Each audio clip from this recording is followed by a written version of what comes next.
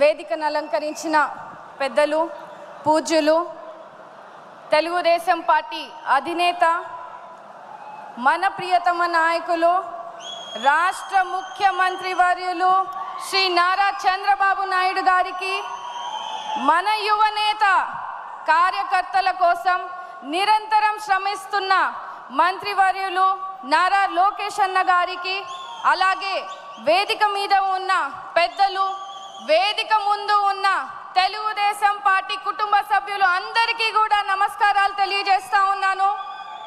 ఈరోజు ఇంతటి గొప్ప మహానాడు వేదికలో ఎస్సీ సంక్షేమం గురించి మాట్లాడడం నా అదృష్టంగా భావిస్తా ఉన్నాను. దళితుల బాంధవుడిగా మన అన్న ఎన్టీఆర్ గారైతే దళితుల అభివృద్ధిని 27 పథకాలతో దేశంలో ఎక్కడ లేని విధంగా చేసిన మహానుభావులు మన అధినేత చంద్రబాబు నాయుడు గారు, తెలుగుదేశం పార్టీ.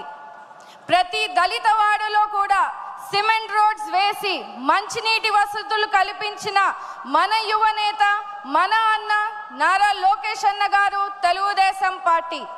భూమి లేని నిరుపేదలైన దళితులకు భూమి కొనుగోలు చేసి రైతులుగా మార్చి సమాజంలో గౌరవం కలిగించిన మన తెలుగుదేశం పార్టీ.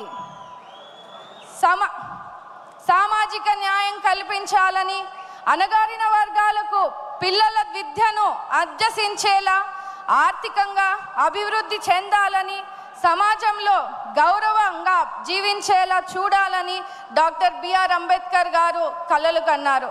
ఆ మహనీయుడి ఆశయాలను మన అన్న ఎన్టీఆర్ గారు, నేడు అధినేత శ్రీ నారా చంద్రబాబు నాయుడు గారు ఆచరణలో పెట్టి ఈరోజు చూపిస్తున్నారు. దళిత వర్గాలు అన్ని రంగాల్లో అభివృద్ధి చెందాలని, వారి అభివృద్ధికి మునిపెన్నడు లేని విధంగా చంద్రబాబు నాయుడు గారి పాలనలో సబ్ ప్లాన్ రూపంలో మనకి 40,000 కోట్ల వ్యయం చేశారు.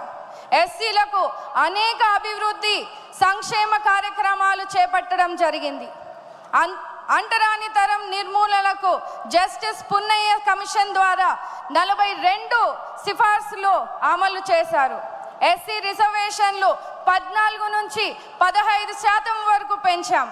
బెస్ట్ అవైలబుల్ స్కూల్స్ని ఏర్పాటు చేశాం.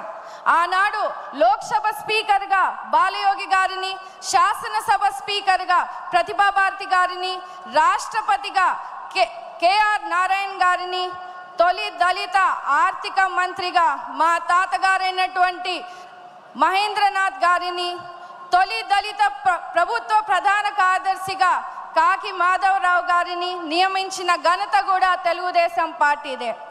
ఆర్థికంగా, రాజకీయంగా, సామాజికంగా సమాజంలో దళితులకు సముచిత స్థానం కలిగించేలా ప్రోత్సహిస్తున్నటువంటి మన దేవుడు, మన ముఖ్యమంత్రి వర్యులు నారా చంద్రబాబు నాయుడు గారు, లోకేష్ అన్న గారు, తెలుగుదేశం పార్టీ.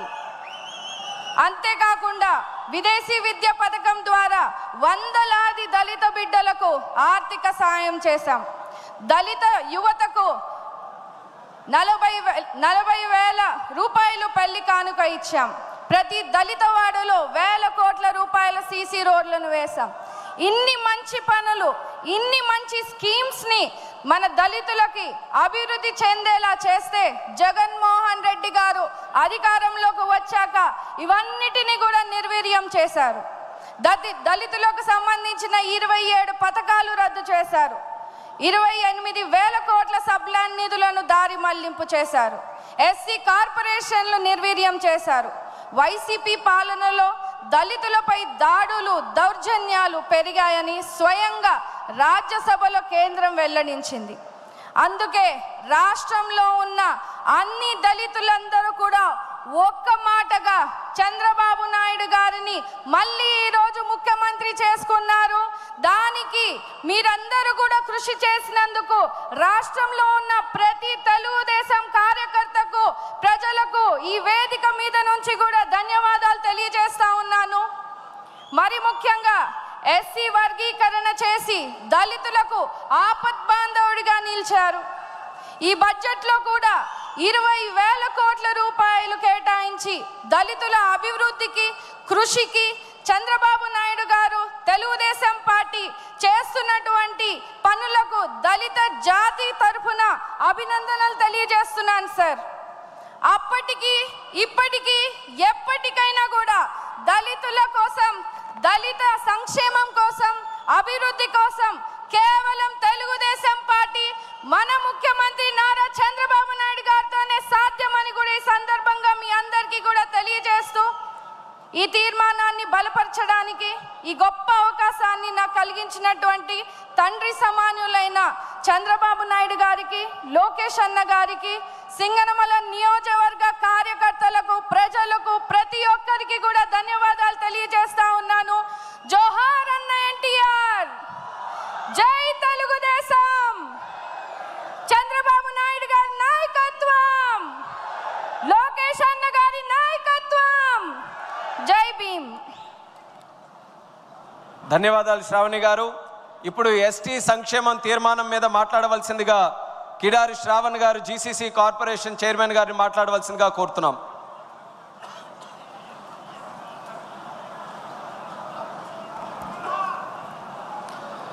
అందరికీ నమస్కారం.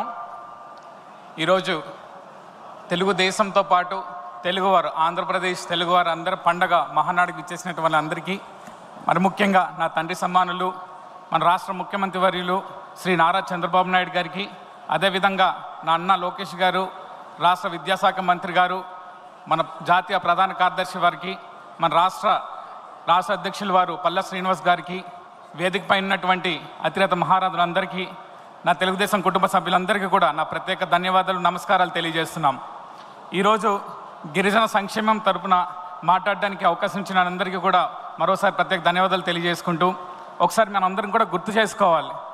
సుమారుగా గతంలో తెలుగుదేశం ప్రభుత్వం ఉన్నప్పుడు, ముఖ్యమంత్రిగా శ్రీ నారా చంద్రబాబు నాయుడు గారు ఉన్నప్పుడు అనేక విధాలుగా గిరిజన ప్రాంతాన్ని అంతా కూడా అభివృద్ధి చేసే కార్యక్రమం చేశాం.